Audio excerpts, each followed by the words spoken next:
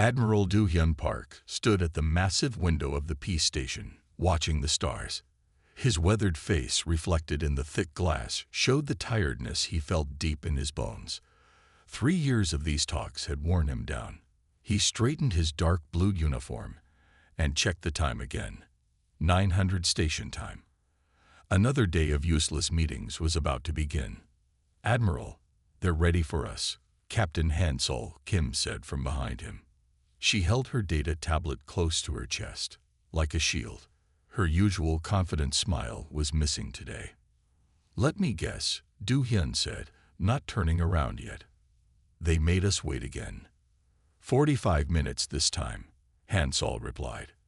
"They say High Counselor Axar had more pressing matters to attend to first." Do-hyun finally turned away from the window. The meeting room waited for them down the curved hallway, its doors made of some fancy alien metal that changed colors in the light. 3 years ago, that door had seemed magical. Now it just looked like another barrier between humans and real progress. Inside the meeting room, the Confederation representatives had already taken their seats. Their tall, thin bodies and blue-tinted skin made them look almost elegant, but Do-hyun had stopped seeing them that way months ago. High Counselor Axar sat at the head of the table, his long fingers tapping on the surface with obvious impatience. "Ah, the humans have finally joined us," Axar said, his translator making his voice sound artificially smooth. "We can begin now." Han-Sol stepped forward, her tablet ready. "Thank you, High Counselor. We'd like to start by discussing the recent attacks on our outer colonies. Just last week, 3 ships." Yes. Axar waved his hand dismissively. "We've been over this. Rogue elements operating without Confederation approval. We cannot be held responsible for every pirate who decides to raid your, what do you call them, colonies." Do-hyun watched Han-Sol's jaw tighten, but her voice stayed professional. "With respect, High Counselor, we have evidence that these weren't pirates. The attack patterns match Confederation military formations exactly." "Are you suggesting," another representative, Counselor Merrick, leaned forward, "that you've been studying our military tactics?" "We suggest," Do-hyun spoke up, "that we're not as primitive as you seem to think." The room grew quiet. Do-hyun could feel the tension building, like the air before a storm. He'd served in Earth's Navy long enough to know this feeling. Something was about to break. His communicator buzzed. A message from Intelligence Officer Yoon Hee-choi marked urgent. Do-hyun opened it while Han-Sol continued presenting their evidence. As he read, his hands began to shake. "Captain Kim," he interrupted, his voice cutting through her presentation. "We need to take a brief recess." The Confederation representatives exchanged amused looks. "Really, Admiral?" Axar sighed. "These constant interruptions." "Proxima Centauri is under attack," Do-hyun announced, his words falling like stones in the quiet room. "Right now, 3 Confederation warships are bombing our civilian centers." Han-Sol's tablet slipped from her fingers, clattering on the table. The sound echoed in the sudden silence. "Preposterous." Axar stood up, his height making him tower over the humans. "We have no ships in that sector. You dare to make such accusations without—" "Officer Choi," Do-hyun spoke into his communicator, "please share your feed with the room display." The large screen on the wall came to life. Crystal-clear images showed 3 ships, their hulls bearing the unmistakable markings of the Confederation's 4th Fleet, firing on civilian structures. The timestamp showed it was happening right now. "Those markings are fake," Counselor Merrick protested, but his voice wavered. "This is clearly an attempt to—" 4,832, Han-Sol said quietly. Everyone turned to look at her. "That's how many civilians live in the sector they're attacking," she continued, her voice growing stronger. "Nearly 5,000 people who trusted us to protect them while we sat here, talking." Do-hyun watched the Confederation representatives. He saw the moment they realized the humans weren't going to just accept their excuses this time. Axar's face hardened. If some of our ships are in that sector, they must have good reason, the High Counselor said coldly. Perhaps your colonists were engaging in restricted activities. We have laws about technological development in frontier regions. They were farming. Du Hyun's voice cut through the room like a blade. Growing food, building homes, living. He stood up slowly, straightening to his full height. Though shorter than the Confederation representatives, something in his stance made them step back. Captain Kim, he said, not taking his eyes off Axar, please send the emergency signal to all human ships in Confederation space. Enact Protocol 7. Han Sol's fingers flew over her backup communicator. Yes, Admiral. Protocol 7 confirmed. What is Protocol 7? Merrick demanded. You can't enact protocols without Council approval. This is a violation of Protocol 7. Du Hyun said calmly, is what we've prepared for exactly this situation. As of this moment, every human ship in Confederation space is going dark. They're dropping their transponders and activating their stealth systems, the ones you thought we were too primitive to have. The color drained from Axar's face, making his blue skin look almost gray. You cannot. We can. We are. Du Hyun turned to Han Sol. Captain, please inform Earth Command that diplomacy has failed. We're done talking. Han Sol nodded sharply and sent the message. Du Hyun could see tears in her eyes, but her voice was steady. Message sent. Admiral, Earth Command acknowledges. They're implementing the rest of the silence protocol. What does that mean? Axar's voice had lost its smoothness. What are you doing? Do Hyun finally allowed himself to smile. It wasn't a pleasant expression. It means, High Counselor, that humanity is done begging for scraps at your table. You thought we spent these 3 years just talking. While you were busy mocking our primitive technology, we were watching, learning, preparing. His communicator buzzed again. Another message from Yoon-hee. He read it and nodded. Our defense fleet has reached Proxima Centauri, he announced. Your ships are already retreating. Funny how quickly they run when faced with actual resistance. This is an outrage. Axar slammed his hand on the table. We will not be threatened by. This isn't a threat, Han Sol interrupted. She stood beside Du Hyun now, her earlier diplomatic mask completely gone. This is goodbye. Together, they walked toward the door. Behind them, the Confederation representatives shouted demands and threats. Du Hyun ignored them all. At the doorway, he paused and looked back one last time. We tried to be peaceful, he said quietly. Remember that. Whatever happens next, remember that we tried. In the hallway, Han Sol finally let her professional demeanor crack. All those people, she whispered. We were sitting here talking while We're done talking, Du Hyun assured her. Yoon-hee has already activated our sleeper agents in their communication network. By the time they figure out what's really happening, it'll be too late. His communicator buzzed one final time. A message from Earth Command. Operation Silent Night is go. All units acknowledge. The gloves are coming off. Du Hyun and Han Sol walked through the peace station's corridors toward their ship. Station personnel, mostly Confederation species, pressed themselves against the walls to let them pass. Something in the humans' expressions made everyone keep their distance. Their ship, the ECS Dauntless, waited in its dock. As they approached, Du Hyun saw his crew had already prepared for departure. They'd known this day might come. They'd been ready for it. Sir, his first officer greeted them at the airlock. All systems are ready. We can leave as soon as you give the word. Du Hyun nodded. Take us out, nice and slow. No need to show them everything we can do. Not yet. As they reached the bridge, alarms began blaring throughout the peace station. Someone had finally realized what Protocol 7 really meant. Someone had finally understood that every human ship in Confederation space had just vanished from their tracking systems. Sir, Han Sol said from her station, Confederation security is demanding we remain docked. They're threatening to use force. Do-hyun settled into his command chair. Let them try. Helm, take us out. Show them what humanity's primitive technology can really do. The Dauntless's engines hummed to life, a sound very different from the standard drives the Confederation thought they used. As they pulled away from the dock, Do-hyun watched the station's weapon systems trying and failing to get a target lock on his ship. Should we return fire? His weapons officer asked. No, Do-hyun said firmly. We're not the aggressors here. Let history show that even at the end, we chose not to strike first. The Dauntless accelerated smoothly, its real engines finally revealed.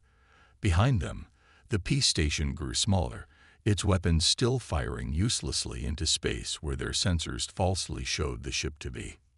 Sir, Hansol called out, I'm getting reports from across Confederation space.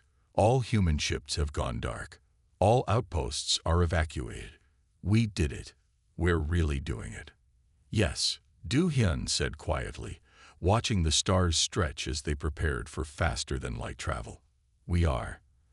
And may whatever gods they believe in help them when they finally realize what they've started. The Dauntless vanished into FTL, leaving behind a peace station in chaos and a Confederation about to learn a very hard lesson about underestimating humanity. Intelligence Officer Yoon Hee Choi sat in her dimly lit office aboard the ECS Shadowkeeper, watching streams of data flow across her screens. She had not slept in 36 hours, but her eyes remained sharp and focused. Her colleague, Ji-won Lee, worked at the station beside her, his fingers moving quickly across 3 different keyboards. Another trade station just went dark, Ji-won reported, marking a point on their star map. That's the 15th one today. Right on schedule. Yoon Hee nodded, taking the sip of her cold coffee. How are they reacting? Just like you predicted, Ji-won smiled, pulling up a recording of Confederation communications. They think it's a technical problem. Their engineers are running in circles trying to figure out why they can't track our ships anymore. The plan was working perfectly. For 3 years, while diplomats like Captain Kim had kept the Confederation distracted with endless talks, Yoon Hee's team had been busy. They had planted dormant programs in Confederation systems, mapped every weakness in their networks, and prepared for this day. Show me the council chamber feed, Yoon Hee requested. The main screen lit up with a view of the Galactic Council's emergency session.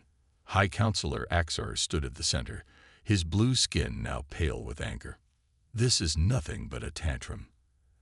Axar was saying, the humans will return when they realize they cannot survive without Confederation support. Their economies will collapse within days. Yoon Hee allowed herself a small laugh. The Confederation still didn't understand.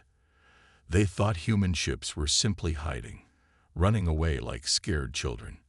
They hadn't realized that humanity had been building secret supply lines and hidden bases for years. Her computer chimed with an incoming message from Admiral Park's flagship. Time for Phase 2, she told Ji-won. Start the information blackout. Ji-won typed a series of commands, activating programs they had hidden in the Confederation's communication networks. One by one, their monitoring stations began to fail. Their long-range sensors showed only empty space where human ships should be. They're starting to panic, Ji-won reported, listening to the confused chatter of Confederation commanders. Some of their patrol fleets can't even contact their home bases anymore. In the council chamber, alarms began to sound. Yoon Hee watched as Counselor Merrick rushed to Axar with a report. The High Counselor's face changed as he read it, his confidence finally cracking. What do you mean, all of them? Axar demanded. How can all their ships just disappear? Yoon Hee switched her view to the various Confederation trade hubs. Human merchants had been a common sight in these ports, their primitive ships carrying cargo between systems. Now those ships were gone, leaving behind half-empty docks and confused alien traders. Message from Colonel Min Seo-ryu, Ji-won announced. His Special Forces teams are in position. They're ready to begin when we give the signal. Not yet, He said, checking her timeline. Let them worry a bit longer. Let them feel what it's like to not know where the next attack might come from. The next few days passed in a blur of activity. He's team worked in shifts, monitoring the Confederation's increasingly desperate attempts to locate human ships. They watched as alien merchants began to realize how much they had relied on human trade. Food shipments stopped arriving at some stations. Manufacturing plants ran out of Earth materials they hadn't known were essential to their processes. They're starting to turn on each other, Jaiwan noted on the fourth day. He showed Yoonhee a recording of two Confederation Council members arguing. The outer systems are blaming the core worlds for driving humans away. Some are demanding Axar's resignation. Yoonhee nodded, satisfied. How are our allies doing? The Arcturians have quietly withdrawn their representatives from Confederation space, Jaiwan reported. The Vesp Collective is doing the same, just as Captain Kim arranged. A week into the silence, the first real cracks in Confederation unity began to show. Some outer worlds, seeing their economies crumbling without human trade, openly questioned their membership in the Confederation. Others, remembering how the Council had dismissed their own complaints about raids in the past, began forming independent defense pacts. Sir, Jai-1 called out suddenly. You need to see this. They're trying to send ships to Earth. Yoonhee moved to his station quickly. A fleet of Confederation warships had just left their main naval base, plotting a course for the Sol system. Are they really that stupid? She wondered aloud. Patch me through to Admiral Park. The Admiral's hologram appeared on her desk. I see them, he said before she could speak. Let them come. All the pieces are in place now. Should I alert Colonel Ryu's teams? Yes, Admiral Park smiled. It's time to show them why they should have taken our peace talks more seriously. Yoonhee sent the signal to all human forces. Across Confederation space, hidden weapons platforms came online. Special forces teams emerged from their hiding places near key military installations, and in the shipyards of Earth, humanity's real fleet prepared to reveal itself. Think they'll surrender when they see what we've built? Jai-1 asked, watching the Confederation fleets approach on his screens. Some of them might, Yoonhee said. The smarter ones. But Axar and his supporters, they're too proud. They'll have to learn the hard way. The Confederation fleet moved slowly, clearly expecting to find human defenses around every planet. But humanity's new strategy had surprised them. There were no obvious targets, no clear military installations. Everything important had gone mobile or invisible. They're entering the outer solar system, Jai-1 reported. Passing Neptune, Uranus. They're being very cautious. Of course they are. Yoonhee smiled. They're finally starting to realize that maybe, just maybe, we're not as primitive as they thought. A message flashed across her screen from Chief Engineer Sun Mei-baek.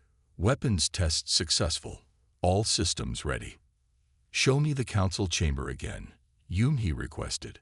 The scene had changed dramatically from a week ago. Instead of confident assertions about human weakness, the council members now argued frantically about what to do. Some wanted to offer new peace terms. Others demanded immediate military action. And a few, the wisest ones, suggested that perhaps they had made a terrible mistake.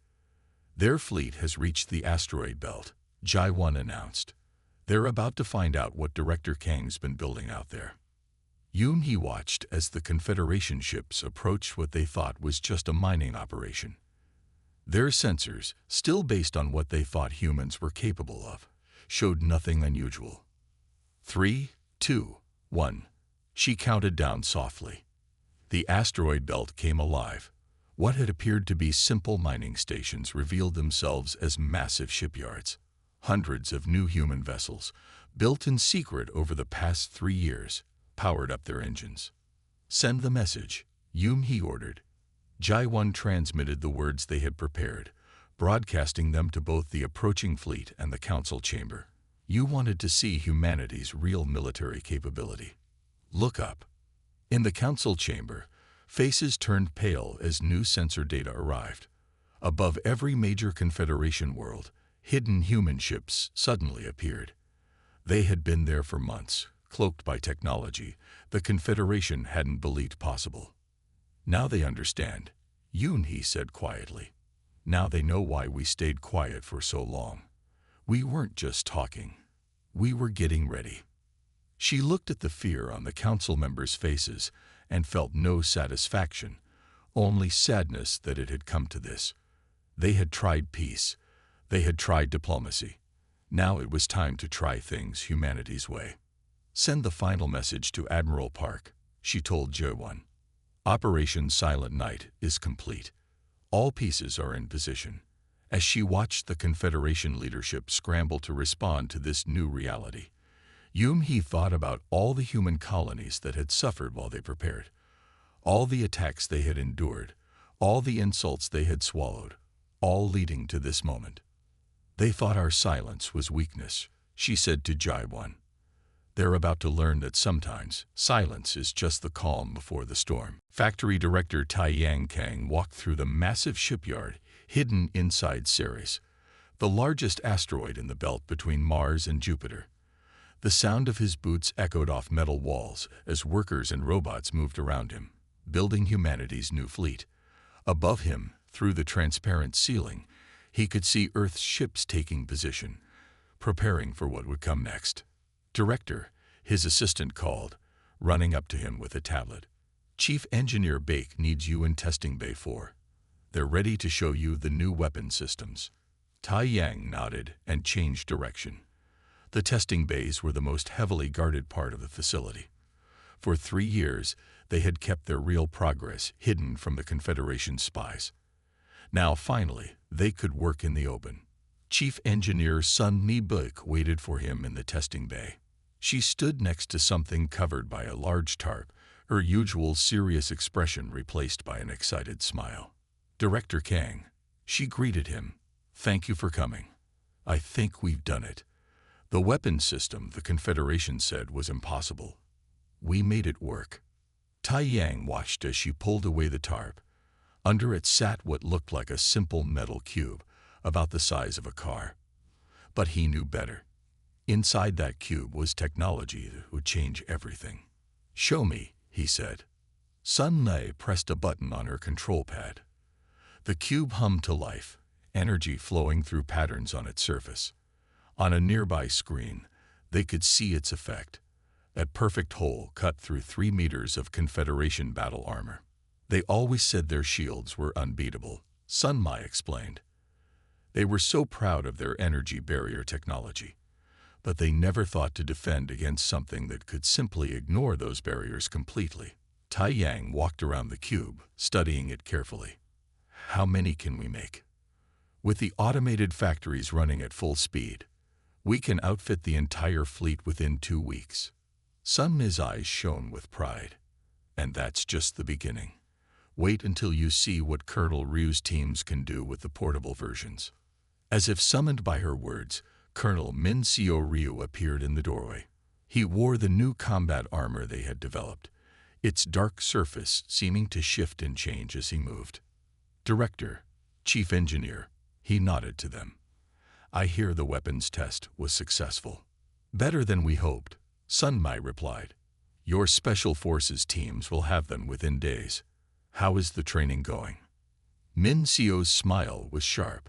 3 years of secret drills are paying off. My teams know every weakness in Confederation military bases. We've practiced taking them down so many times, we could do it in our sleep. Tai Yang's communicator buzzed. A message from Admiral Park. Confederation fleet approaching Sol system. Begin final preparations. It's time, Tai Yang announced. Colonel, get your teams ready. Chief Engineer Bake, start mass production. I want every ship armed with your new weapons within 10 days. As they moved to their stations, Tai Yang walked to the observation deck. From here, he could see the true scale of humanity's preparation. The asteroid belt wasn't just a collection of rocks anymore. Each major asteroid had been hollowed out, turned into shipyards and factories. Some held weapon plants. Others contained shield generators. All of them had been hidden from Confederation sensors by technology they thought humans were too primitive to develop. "Director," his assistant called again. "You should see this." The Confederation fleet just passed Neptune. On the main screen, he watched the enemy ships move slowly through their solar system. They were being careful, moving in tight formation, expecting an attack at any moment. But they were looking in the wrong places. "Send word to all facilities," he ordered. "Begin power-up sequences, but keep our stealth systems active until Admiral Park gives the signal." Across the asteroid belt, hidden doors began to open. Ships that had never been logged in any official registry moved into position. Weapons platforms that had been disguised as mining equipment powered up their real systems. "Message from Chief Engineer Bake," his assistant reported. "The first batch of new weapons is ready for installation. She says they're even more effective than the prototype." Tai Yang nodded, watching the activity through the windows. "Tell her to start with Colonel Ryu's ships. His teams will strike first." The next few hours were a blur of activity. Workers moved with purpose, loading weapons and supplies onto ships. Special Forces teams did final equipment checks. Engineers made last-minute adjustments to systems that would soon see their first real combat. "Sir," his assistant called out, "Admiral Park is requesting a status update." "Tell him we're ready," Tai Yang replied. "Everything we've built over the last 3 years is in position. The moment he gives the order, we'll show the Confederation what humanity can really do." He turned to look at a particular screen, one that showed the Confederation Council chamber. Their leaders still sat there, arguing about how to handle the human problem. They had no idea what was about to happen. 3 years, he said quietly. 3 years they raided our colonies, mocked our technology, and treated us like children. 3 years we spent building, preparing, getting ready for this moment. His communicator buzzed again. This time, it was Colonel Ryu. "My teams are in position near every major Confederation military base, ready to move on your signal." "Understood, Colonel. Stand by." Through the window, Tai Yang could see Earth's real military strength gathering. Not the small defensive fleet they had shown the Confederation, but the true force they had built in secret. Ships with technology the aliens had dismissed as impossible. Weapons they had laughed at during peace talks. "Director," Sun Mi's voice came over the comm. "The last weapon systems are installed. All ships are armed and ready." "Good. Now we wait for Admiral Park's signal." The Confederation fleet grew closer, moving past the orbit of Saturn. They still hadn't detected anything unusual. Their sensors, designed to find what they thought human technology was capable of, missed everything important. "Sir," his assistant said suddenly, "look at the Council chamber feed." On the screen, the alien leaders were receiving reports from their fleet. Some of them were starting to look worried. They had expected to find Earth's defenses easily, to prove that humanity needed their protection. Instead, they found nothing. No ships, no stations, nothing they could target. "They're starting to understand," Tai Yang smiled. "They're finally realizing that maybe, just maybe, we're not as simple as they thought." His communicator lit up with Admiral Park's signal. "All units, prepare for Operation Awakening. Show them what humanity can really do." Tai Yang pressed the general broadcast button. His voice echoed through every hidden facility in the asteroid belt. "This is Director Kang. The time has come. Power up all systems. Deactivate stealth protocols on my mark." He watched the Confederation fleet approach, still moving cautiously, still not understanding what waited for them. In moments, they would learn the price of underestimating humanity. In moments, they would see exactly what humans could build when pushed too far. 3 years of peace talks, he said to himself. 3 years of playing weak while we got ready. Now they'll learn why that was their biggest mistake. His finger hovered over the button that would reveal everything they had built. Around him, humanity's true industrial and military might waited to show itself. The giant had finished pretending to sleep. Now it was time to wake up. The first sign that something was wrong came when the Confederation fleet lost contact with 3 of their forward scout ships. One moment the scouts were there, moving through the asteroid belt. The next moment, they simply vanished. In the council chamber, High Counselor Axar received the news with growing concern. What do you mean, vanished? Ships don't just disappear. But they did. Over the next hour, more ships went silent. The Confederation fleet commanders began to realize that the empty space around them wasn't actually empty at all. Admiral Do-hyun Park stood on the bridge of his flagship, watching the enemy fleet's confusion. Colonel Ryu, he spoke into his communicator. Are your teams ready? Yes. Admiral, Min Seo's voice came back clear and confident. We're in position at every major Confederation military base. They still haven't detected us. Good. Begin Phase 1. Across Confederation space, human Special Forces teams moved into action. They wore the new stealth armor Chief Engineer Sun Mei-bug had designed, making them nearly invisible to alien sensors. Years of secret training had taught them exactly where to strike. The first base to fall was on a moon orbiting one of the Confederation's major worlds. The guards didn't even know they were under attack until their communication systems suddenly went dead. By then, Colonel Ryu's teams had already taken control of their defense grid. Sir, Captain Hansol Kim called from her station on the flagship's bridge. The Confederation fleet is trying to regroup. They're falling back toward Mars. Do-hyun nodded, just as we predicted. Director Kang, is everything ready? Yes, Admiral. Tai Yang's voice came through clearly. All ships are armed with Chief Engineer Beck's new weapons. The moment you give the word, we'll show them what they're really facing. Do-hyun looked at his tactical display. The Confederation fleet, still thinking they were hunting primitive human forces, had moved exactly where he wanted them. They had no idea they were surrounded. Send the signal, he ordered. Let them see what they're really dealing with. Across the asteroid belt, hidden shipyards powered up. What had looked like empty space suddenly filled with human warships. They emerged from behind asteroids, appeared from what seemed to be empty void, rose up from hidden bases on tiny moons. In the council chamber, alarms began to scream. Sensor operators stared in disbelief at their screens as hundreds, then thousands of human ships appeared around their fleet. Impossible, Axar shouted, his blue skin turning pale. Their technology can't. They couldn't have. But they had.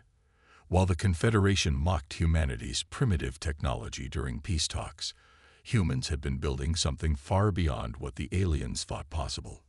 This is Admiral Park to all ships. Do-hyun's voice broadcast across both human and Confederation frequencies.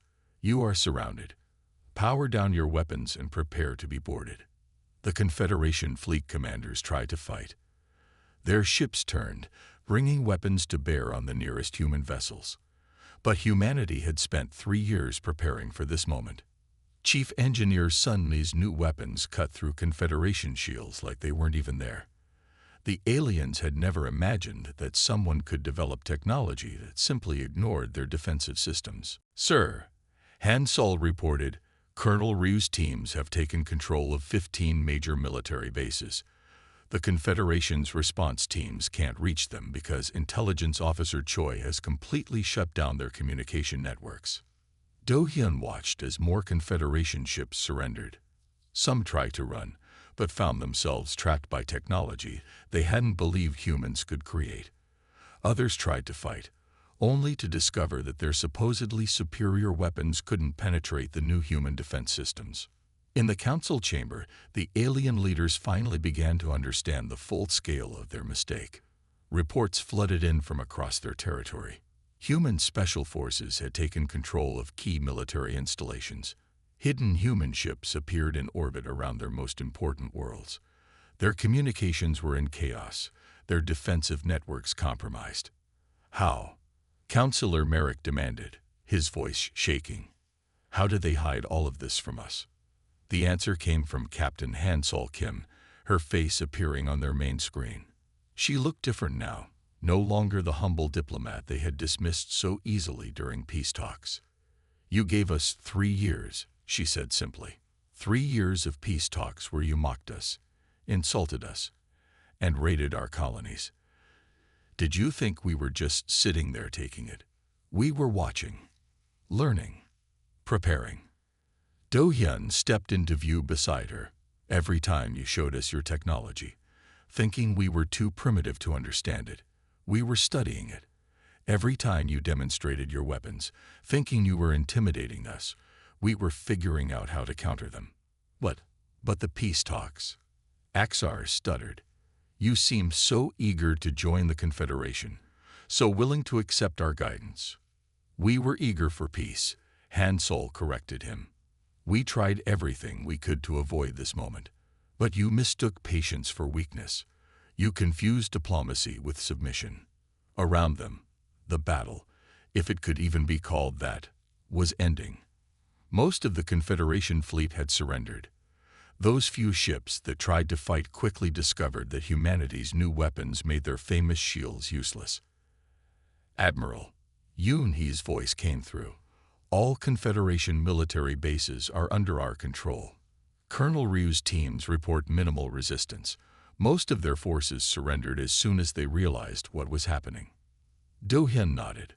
It had all gone exactly as planned. 3 years of preparation, of hiding their true capabilities, had paid off perfectly. Your choice is simple, he told the council. You can either negotiate new terms with us, as equals this time, or you can watch your Confederation fall apart. Many of your outer worlds are already asking to open separate peace talks with Earth.